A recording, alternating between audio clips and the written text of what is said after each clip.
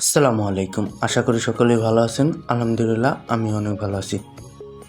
আজকে আমরা দেখাবো আমাদের বনগ্রাম বাজারের সৌন্দর্য এবং কবুতর এবং মুরগির ক্রয় বিক্রয়। সম্পূর্ণ ভিডিও দেখলে আশা করি আপনাদের অনেক ভালো লাগবে, তাই আপনারা শুরু থেকে শেষ পর্যন্ত দেখতে থাকুন।